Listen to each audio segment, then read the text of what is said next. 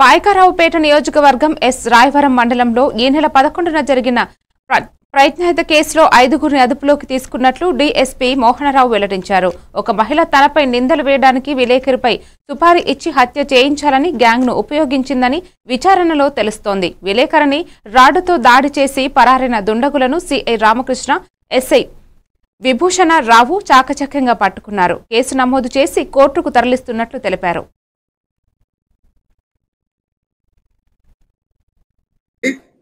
అక్కడ వాచ్మెన్ గా ఉంటున్న ఏగరపాటి నాగేశ్వరరావు అనే వ్యక్తిని తల మీద కొట్టి హత్యాయత్నం చేశారు.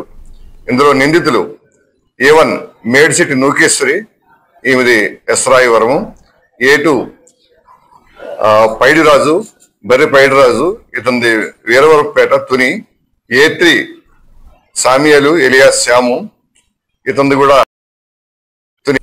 అలాగే A4 కేసరపూడి జాను ప్రసాద్ ఎలియాస్ శవాలు, ఇతను కూడా తుని కొండవానిపేట. అది A5 రాయుడు రాజకుమార్, ఇతను కూడా తుని జ్యోతినగర్. ఈ 5 కూడి ఒక పథకం ప్రకారం ఒక వ్యక్తిని, అంటే ఒక విలేకరిని కొట్టాలనుకున్నారు, కొట్టించాలని, ఆయన చంపాలనుకున్నారు. కానీ పొరపాటున ఆ పక్కనే ఇంట్లో ఉంటున్న ఈ కళ్యాణ మండపంలో ఉంటున్న ఇతను నాగేశ్వరరావుని కొట్టేశారు. దీనికి కారణం ఏంటంటే ఇందులో A1 ఈమెకి పెళ్ళయింది ఒక వ్యక్తితో, అది పాయకరావుపేట చెందిన వ్యక్తి పెళ్ళయింది. అయితే వాళ్ళిద్దరి మధ్య డిస్ప్యూట్స్ వల్ల ఒక 3 years బ్యాక్ విడిపోయినారు. విడిపోతే ఈమెకి పోలీస్ స్టేషన్కి వెళ్ళి రిపోర్ట్ చేయడం అలవాటు. దానికి ఈ విలేకరి ఆయన సహకరించేవాడు. ఇప్పుడు ఆమెతో పాటు స్టేషన్కి వెళ్ళడం, ఈమెకి న్యాయం చేయడం చెప్తూ ఉండడం చేసేవాడు. ఆ విధంగా పరిచయం పెంచుకొని ఆవిడ దగ్గర నుంచి కొంత డబ్బులు తీసుకున్నాడు.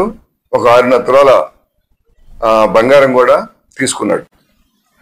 ఆ తర్వాత ఆమె అడిగితే అవి ఇవ్వడానికి నిరాకరించాడు. దాంతో ఆమె ఇతని మీద రిపోర్ట్లు ఇవ్వడం స్టార్ట్ చేసింది.